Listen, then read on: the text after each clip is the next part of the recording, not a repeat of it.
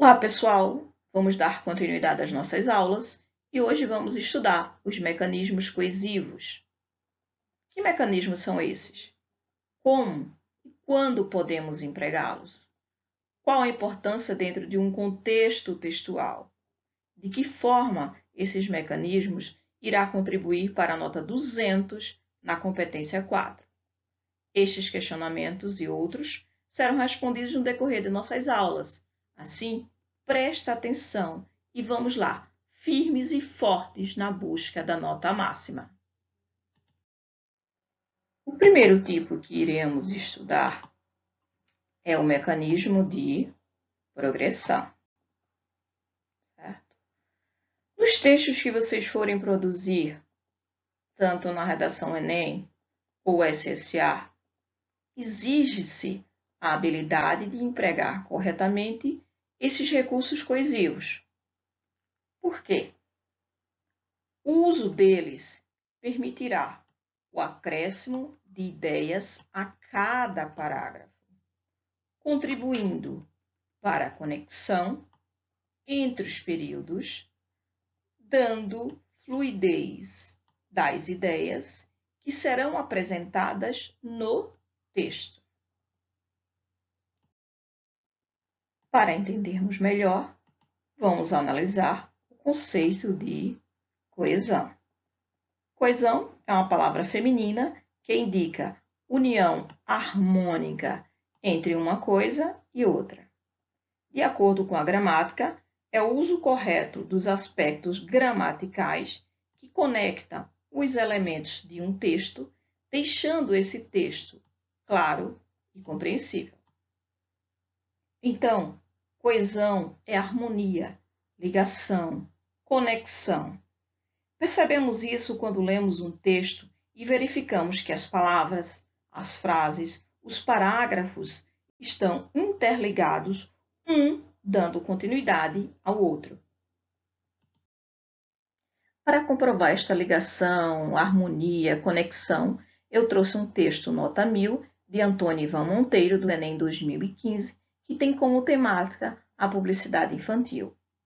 Prestem atenção na leitura. A publicidade infantil movimenta bilhões de dólares e é responsável por considerável aumento no número de vendas de produtos e serviços direcionados às crianças. No Brasil, o debate sobre a publicidade infantil representa uma questão que envolve interesses diversos.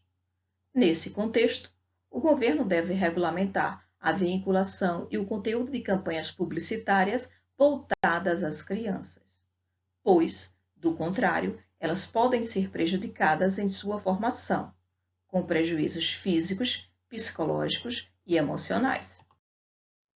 Em primeiro lugar, nota-se que as propagandas voltadas ao público mais jovem podem influir nos hábitos alimentares, podendo alterar, consequentemente, o desenvolvimento físico e a saúde das crianças. Os brindes que acompanham as refeições infantis, ofertados pelas grandes redes de lanchonetes, por exemplo, aumentam o consumo de alimentos muito calóricos e prejudiciais à saúde pelas crianças, interessadas nos prêmios. Esse aumento da ingestão de alimentos pouco saudáveis pode acarretar o surgimento precoce de doenças como a obesidade. Em segundo lugar, observa-se que a publicidade infantil é um estímulo ao consumismo desde a mais tenra idade. O consumo de brinquedos e aparelhos eletrônicos modifica os hábitos comportamentais de muitas crianças que, para conseguir acompanhar as novas brincadeiras dos colegas, pedem presentes cada vez mais caros aos pais.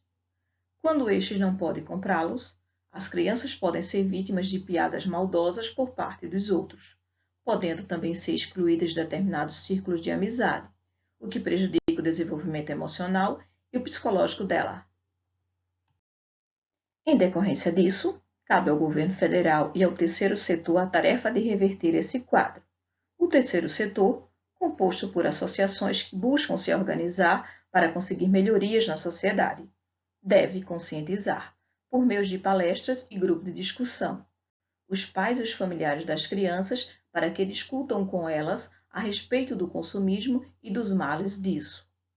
Por fim, o Estado deve regulamentar os conteúdos vinculados nas campanhas publicitárias, para que essas não tentem convencer pessoas que ainda não têm o senso crítico desenvolvido. Além disso, ele deve multar as empresas publicitárias que não respeitarem suas determinações. Com esses atos, a publicidade infantil deixará de ser tão prejudicial e as crianças brasileiras poderão crescer e se desenvolver de forma mais saudável. Não sei se vocês observaram que no decorrer do texto, o aluno Antônio Ivan apresentou uma diversidade de conectivos. E esses conectivos estão tão bem articulados que possibilitou que o aluno retomasse o que havia sido dito e ainda permitiu o acréscimo de novas ideias. Observem que no segundo e terceiro parágrafos ele usou números ordinais, em primeiro lugar, em segundo lugar. O emprego desses numerais garantiu a coesão e a progressão das ideias dentro do contexto. Para facilitar a vida de vocês, eu trouxe alguns conectores argumentativos que vocês poderão usar e abusar deles dentro da produção textual. Vamos lá. Conectores que apresentam ideia de adição. Também, bem como, assim como também, como ainda, além disso, ainda, ademais, mas também, não só. Conectores com ideia de oposição ou contraste. Entretanto, cabe ressalvar que, pelo contrário, embora, apesar de, todavia, contudo, no entanto, ainda que, posto que, por outro lado. Conectores com ideia de causa ou consequência. Por isso, por causa de, porque, de tal maneira que, visto que, de fato, portanto, logo, em consequência de forma que, pois, uma vez que. Conectores conclusivos. Portanto, em virtude dos fatos mencionados, diante do exposto, dessa maneira, dessa forma, assim, logo, sendo assim, destarte. É isso, pessoal. Os conectivos são pecinhas de um elaborado quebra-cabeças. Quando encaixadas adequadamente, resultam em um texto coeso e bem estruturado, assim como vocês devem fazer na redação Enem e SSA. Estamos chegando ao término de mais uma aula. Beijos para vocês e nos encontramos em breve.